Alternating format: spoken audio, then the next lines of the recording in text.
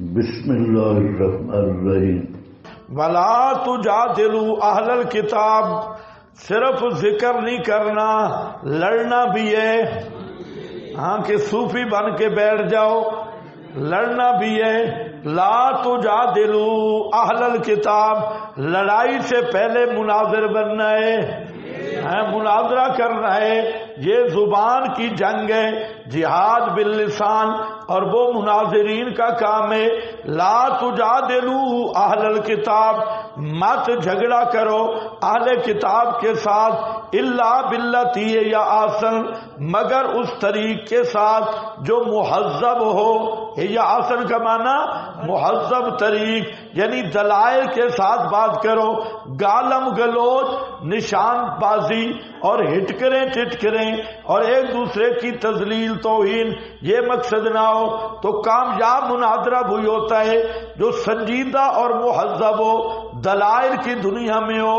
یہ جیسے آپ چونچے سیکھ رہے ہیں نا، چونچے مارنا، تو یہ چونچے ماری جاتی ہے، کوئی ادھر چونچے کوئی ادھر، جیسے وہ ٹرڑے مرغے ہوتے ہیں ان کو چھوڑتے ہیں، کوئی اس کو اس طرح قلعہ لگاتا ہے، کوئی اس طرح قلعہ لگاتا ہے۔ یہ مناظرہ نہیں، مناظرہ پورا مہذب طریق پہ براہین اور دلائل کا نام ہے، اور سنجیدگی سے پوری گفتگو کرنا۔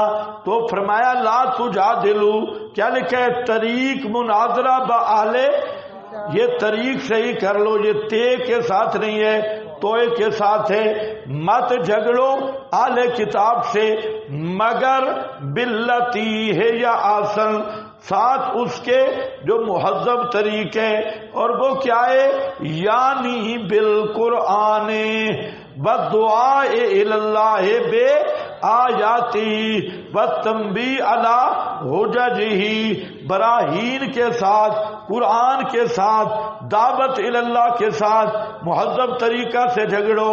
الا الذین ظلموا، ہاں الا الذین ظلموا، کباڑی شباڑی جیسے، گھمن شمن جیسے، جو ان میں ذلیل لوگ ہیں، بے حیا اور بے شرم ڈھیٹ لوگ ہیں، مگر وہ لوگ جنہوں نے ظلم کیا۔ الذین ظلموا، تو ان کو جواب ترکی بترکی دیا کرو، کوئی مضحکہ نہیں۔ تو اس لیے ظالموں کا منہ بند کرنا ہو تو پھر کوئی مسئلہ نہیں، پھر صوفی نہیں بننا۔ اپنی طرف سے زیادتی نہ کرو، دلائل میں رہو، اور اگر مد مقابل مناظر وہ صرف بکواس کرنا جانتا ہے، پھر اس کا ایسے دانت توڑو کہ ہمیشہ کے لیے یاد رکھے۔ لیکن دانت توڑنے ہیں، اس کی طرح بکواس نہیں کرتے کہ تم بھی بکواس بازی شروع کر دو، لیکن سختی کر سکتے ہیں اور اس کا ترکی بترکی جواب دے سکتے ہیں، اس کی طرح گالیاں نہیں نکالنی، کہیں کہیں ہو بھی جاتے ہیں۔ الا الذین ظلموا، بہرحال اجازت ہے صحیح، ظالموں کے ساتھ اجازت ہے۔ وقولوا، اور ہے یا آسن کیا ہے؟ نکالو سورۃ النحل آیت نمبر 125، جلدی ذرا۔ ادعو الی سبیل ربک بالحکمت، ادعو الی سبیل ربک بالحکمہ، بلا میرے پیغمبر اپنے رب کی توحید کی طرف، اور کیسے؟ حکمت، حکمت مداہنت نہیں، حکمت صوفی والی بے غیرتی نہیں ہے، اس نے کتمان حق کا نام حکمت رکھا ہے۔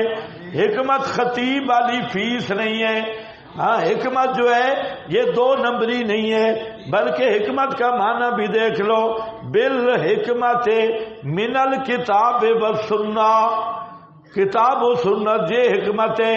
ابن جریر ابن کثیر اور فرماتے ہیں بالمقالۃ المحکمہ الصحیحہ هو الدلیل الموضع للحق المضیء للشبہ۔ حکمت کیا ہے؟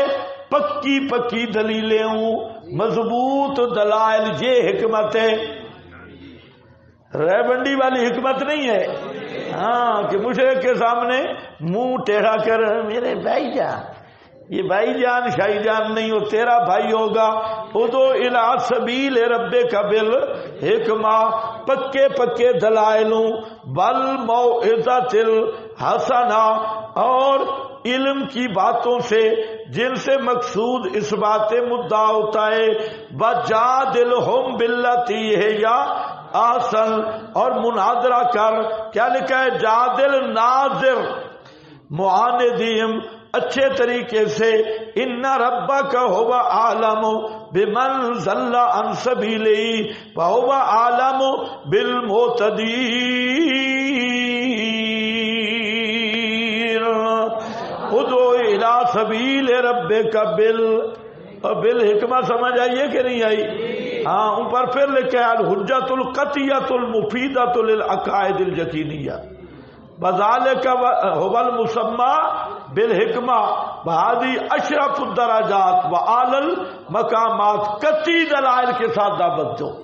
یہ حکمت ہے، مسئلہ چھپانا، مداہنت اور مسئلے میں دو نمبری تلبیس کتمان، اس کا نام حکمت رکھنا، یہ خالص کفر ہے۔ ہاں بھئی دیکھو، جادل ہو لا تجادلوا اہل الکتاب الا باللتی ہی احسن، مناظرہ ثابت ہوگا نہیں ہوا؟ الا الذین ظلموا منہم وقولوا آمنا بالذی انزل الینا، اور ایک طریقہ یہ بھی ہے بیان احسن، یوں کہو کہ ہم ایمان لائے بالذی انزل الینا، ساتھ اس کے کہ ہماری طرف نازل کیا گیا، اور نازل کیا گیا تمہاری طرف، بِإِلَٰهُنَا وَإِلَٰهُكُمْ وَاحِدٌ۔ یہ اتحاد کی دعوت دی جا رہی ہے یا مناظرہ ہو رہا ہے؟ یہ مناظرہ ہو رہا ہے۔ الہ تمہارا، ہمارا، اور الہ تمہارا ایک ہے، وَنَحْنُ لَهُ مُسْلِمُونَ، اور ہمیں واسطے اس کے منقاد، وَكَذَلِكَ، یہ قافل بیان الکمال ہے، یہ ہمارا کمال ہے، نازل کیا ہم نے طرف تیرے کتاب، فَالَّذِينَ آتَيْنَاهُمُ الْكِتَابَ، پس وہ لوگ کہ دیا ہم نے ان کو کتاب، یؤمنون بِهِ، ایمان لاتے ہیں ساتھ اس کتاب کے، وَمِنْ هَؤُلَاءِ، ہؤلاء سے مراد کون ہے؟ مکہ والے، ہؤلاء یعنی ان پڑھ، یہ مکہ والے، یہ بھی میں یؤمن بہ، کہ اب ہؤلاء سے مراد یہ بڑھانے اور اسلام آباد والے، من ہؤلاء من یؤمن بہ، ان میں سے بھی کئی ایمان لے آئے، وما یجحد بآیاتنا، نہیں جھگڑا کرے گا ہماری آیات کے ساتھ بعد وضوء دلائل کے، مگر الکافرون، کافرون کے نیچے ایک لفظ لکھا ہے، پڑھو، ضدی کافر، وما کنت تتلو من قبلہ من کتاب، یہ جواب سوال اور جملہ معترضہ برائے صداقت نبی۔ مشرک کہتے، پہلے بھی سوال گزرا ہے کہ یہ خود بناتا ہے قرآن، اس پہ نازل شازل کوئی چیز نہیں ہوتی، خود بنا لیتا ہے۔ پھر تھے حیران، کہتے پھر بنا کیسے لیتا ہے، تو امی ہے۔ پھر کہتے نہیں، یہ لکھواتا ہے، کوئی ٹیم آتی ہے۔ اچھا، پھر لکھوانے کا کیا فائدہ جب پڑھ ہی نہیں سکتا؟ تو اچھا نہیں، پھر اس کی املا کرواتی ہے، کوئی ایسی ٹیم ہے جو صبح شام اس کو رٹواتی ہیں، رٹا لگاتی ہیں، اور پھر یہ بیان کرتا۔ چبل کے بچے، اعتراض کرنے کا طریقہ بھی نہیں ہے، کوئی اعتراض کرو، کوئی صحیح کرو۔ پاگل مشرک ہمیشہ اس کا عقل الٹا ہی ہوتا ہے، اعتراض کرنے کو پنجابی مانا کچھ چاجدہ، اعتراض بھی کوئی نہیں، اعتراض بھی ہوئے تو سونا ہوئے بھائی۔ فرمایا وما کنت تتلو من قبلہ من کتاب، اور نہیں تھے آپ پڑھتے اس قرآن سے پہلے کوئی کتاب، قرآن سے پہلے آپ کوئی کتاب نہیں پڑھ سکتے تھے، قرآن ہی پڑھنا شروع کیا۔ یہ بات سمجھو، کیا پڑھنا شروع کیا؟ قرآن سے پہلے آپ کو کتاب نہیں پڑھ سکتے تھے، اب قرآن ہی پڑھنا شروع کیا۔ اس کا یہ معنی نہیں جو شیعوں اور بریلویوں نے کیا انہوں نے کہا پہلے نہیں پڑھ سکتے تھے، قرآن نازل ہوا تو پھر آپ لکھ پڑھ سکتے تھے، میں نے قبل ہی آئے۔ پتہ نہیں تمہیں سمجھ بھی آئے کہ نہیں؟ شیعہ اور بریلروں نے کہا کہ تم جو کہتے ہو نا نبی پاک امی تھے اور لکھ پڑھ نہیں سکتے تھے، یہ صرف قرآن کے نزول تک تھا، من قبل ہی آیا، اور اس کے بعد آپ لکھ پڑھ سکتے تھے۔ تو یہ ان کی جہالت ہے۔ اور یہ جتنے پیروں کا ایک ٹولہ نکلا ہے، ان پڑھ پیر، کیا کہتے ہیں جی اس نے ظاہری علم نہیں پڑھا ہوا، اور کیا پڑھا ہوا ہے؟ علم ہے ہی ظاہری، باطنی نانی کا ہے علم۔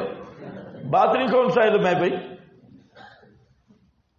علم نام وہی کا ہے بھائی، باطنی نہیں بھائی، ظاہری ہے۔ اور پیغمبر کریم نے جو علم دیا ہے، یہ صوفی کیا کہتے ہیں، یہ شریعت جو ہے نا یہ ظاہری علم ہے۔ کہتے ہیں جیسے بادام ہے نا، بادام کی ایک اوپر والا چھلکا ہوتا ہے، ایک اندر پھر چھلکا ہوتا ہے، پھر اس کے اندر پھر سفید وہ مغز ہوتا ہے، تو پھر اس مغز کے اندر ایک مغز ہوتا ہے۔ تو کہتے ہیں یہ قرآن حدیث یہ تو بادام والا ظاہری چھلکا ہے، اور پھر جو اندر ہے وہ ہمارے صوفیوں والا علم ہے، اور پھر جو اس کے اندر ہے وہ حقائق ہیں، اور وہ ایسا علم ہے کہ جو نہ بیان ہو سکتا ہے، بس وہ گڑ کی طرح کھاؤ مٹھاس محسوس ہوگی، ورنہ نہیں، کیونکہ وہ خالص کفر پہ مبنی ہے، تو وہ اس کا بیان نہیں ہو سکتا۔ تو اس لیے یاد رکھو انبیاء نے جو دین پیش کیا یہی حقیقت ہے، یہی شریعت ہے، یہی ظاہر ہے، یہی باطن ہے، اور کوئی باطن نہیں، یہی باطن ہے، یہی ظاہر ہے۔